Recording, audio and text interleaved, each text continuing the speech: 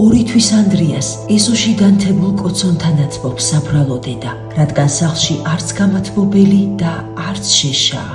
ამ საშინელ სცენას თბილისიდან სულ რაღაც 40 წუთის სავალგზაზე შევესწარი მე, ჩერნოვეცკის ფონდის ჟურნალისტი.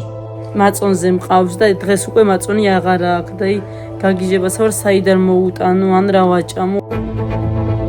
ეს მე პატრონებს გვაცლებებს იმის გამო რომ ქირას ვერ ვაძლევთ. გუშინაც იყო მოსული და ასე გითხეს რომ ბინა დამიცალე თუ და ისაც წავიყვანო პატარები წარმოდგენა არა მაქვს. აი ეს ორი თვის ბავშვი სად წავიყვანო გაგიჟებასა ვარ მისული. დამცივ ზამთარში სად მყავდეს აი არ ვიცი. ქუჩაში დავრჩებით. არც სოციალური არ გვაქვს. მოხსნილი გვაქვს და მეტი წილი მშივრები მყავს ბავშვები და ეს პატარაცა 1 ლიტრას გვაძლევს ხოლმე რძეს და იმას ვიმით ვაჭმობთ ხოლმე. სოციალური დახმარება რატომ მოგიხსნეს? ეს პატარა რო გვეყოლა ჩავაჩე ემატა და მეორე თვია უკვე რო არ აგვიღია და რაც გაჩერებული გვაქვს ძალიან გაგვიჭირდა მეტი წილი მშივრები ვართ. 3 წლის ლაზარემ და 5 წლის ანა მარიამ პურის ნატეხი გამომიწოდეს. არადა შიმშილისგან დაუძლურებული ბავშვების ერთადერთი საკვები მათ სახლში სწორედ რომ ეს პური იყო.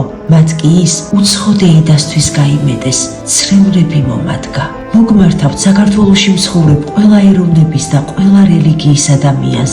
სიკეთეს არ აქვს ეროვნება, სიკეთეს მხოლოდ ერთი ღმერთი ჰყავს. დიახ, დღეს მთელი საქართველო უნდა გავერთიანდეთ 2 თვის ანდრიას, 3 წლის ლაზარეს და 5 წლის ანა მარიას გადასარჩენად.